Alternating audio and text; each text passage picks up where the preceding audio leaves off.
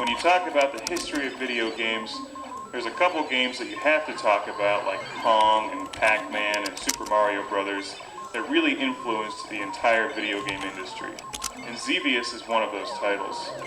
Xevious influenced the vertical shooting game genre more than any other game, and is, in my opinion, one of the best video games ever made. And incredibly challenging, frustrating, and enjoyable all at the same time. This game was released in 1982 and has fortunately seen a comeback on Xbox Live. And I think Xbox Live is tremendous, and the Xbox Live Arcade, bringing back the old school games from the 80s and platformers from the 90s. And I can't say enough good things about Xbox Live. Not only does it bring back these great old school games, but it brings them back in high definition. You can play them through your HDMI cable into an HD TV, and it's just tremendous. Xevious is presented in its original native aspect ratio as you would have played it in the arcade, which is like a television laid on its side. It probably looks very familiar to those of you who have played games like Raiden, and there's so many games in this genre now. As a general rule, I think they're more popular in Japan than they are over here in the States, and I think that's unfortunate, because I personally like this genre a great deal. It's challenging, it's fun. As you know on this show, I love being the lone, daring starfighter against countless enemies, impossible odds, on a questionable, vague mission that usually doesn't matter anyway, because what's the point of this game is to get through it, to have fun, to rack up points, and to shoot things and watch them blow up.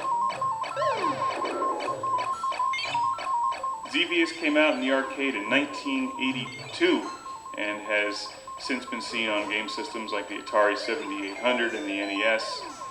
And in fact, the original Classic Game Room series, we reviewed the Atari 7800 version and a version for the PlayStation, which they remade.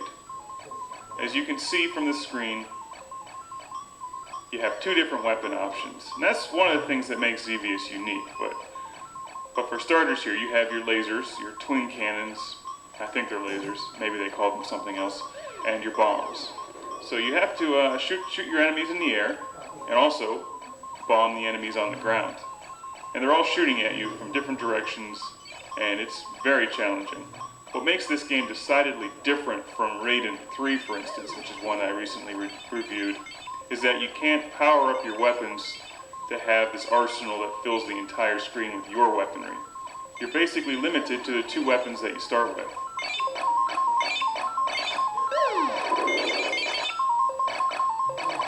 So instead of getting that massive, huge shotgun burst of red bullets that most vertical games have, or a special weapon that you can blow up and then eliminate all enemy fire when it's about to kill you, you really have to rely on some serious skill in dodging the enemy fire.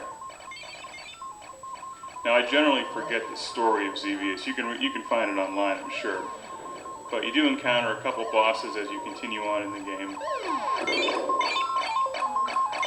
And wave after wave of enemy. The variety of enemies changes on you. And my favorite part of this game, something I've loved since I was a kid and played this on my Atari 7800, is those spinning metal plates that come at you. And at the time, those were just amazing. That kind of graphics in a video game was just unbelievable.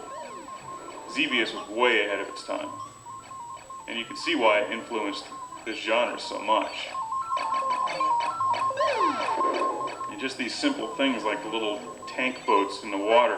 You can't just bomb them. You have to actually lead them with your bomb and hope that they run into it. So it requires a lot of skill to hit all the enemies in this and rack up serious points. And with Xbox Live, of course, they give you the added incentive of going for gamer points, which are addictive and a lot of fun to collect for no apparent reason. But the other great thing about Xbox Live, of course, is you can see how your score ranks up against everybody else and friends of yours.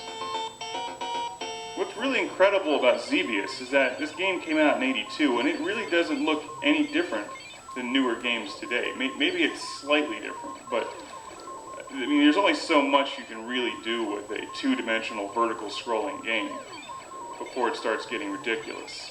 And I'm not a big fan of adding in all those three-dimensional polygons and crap floating all over the screen. I think keeping it simple like this is the way to go.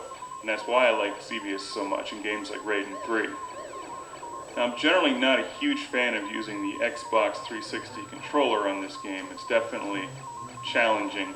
I prefer the arcade-style joystick and buttons, but you know, what are you going to do when you just don't have a stand-up Xevious arcade machine in your basement? Xbox Live is about the best thing you can have. So it does require some skill to hammer away at the button, and also remember to bomb your enemies at a precise time. This is not a game where you can just hold down the fire button. It does give you an option to do a manual shot where you just fire at the rate that I'm firing at now, and also I use my other trigger to hold down the auto fire. So if a wave of enemies comes at me, I hold down that trigger and it lets off a machine gun burst of shots.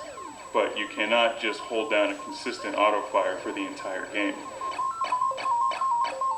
And for whatever reason, the music, although it just repeats itself over and over again, it never gets old. And maybe that's just because Xevious is that awesome. Here are the metal plates. I mean, just look at those. 20 years ago, that was incredible. They're tough too. You have to dodge those things. You can't blow them up, so you have to dodge them.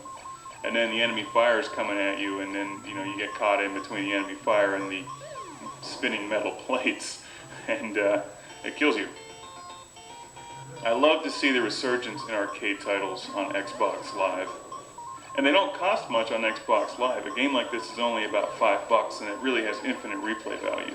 Even if you went out to find this for your Atari 7800 or NES, it would still cost you at least $5 or $6 when you add in the shipping cost.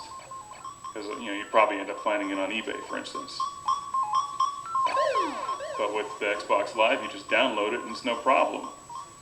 Now, I'm by no means the greatest Xevious player in the world. In fact, I'd like to get a lot better at this game because it really is one of my favorite games and always has been.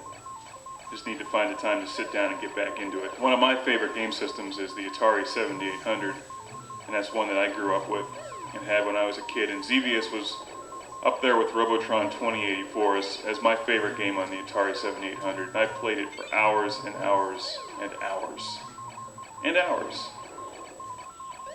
And I'm glad to see that there's still a lot of interest in Xevious today. If you like this genre, you've never played Xevious before, you owe it to yourself to pick this game up on Xbox Live or the 7800 or the NES, and you've got to play Xevious.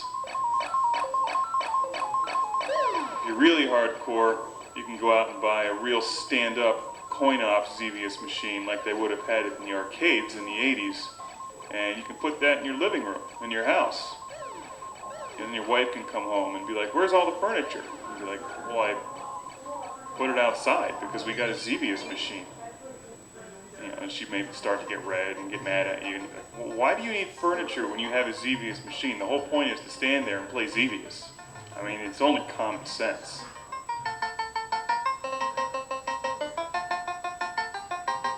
It's like replacing your dining room table with the cocktail version of Ms. Pac-Man.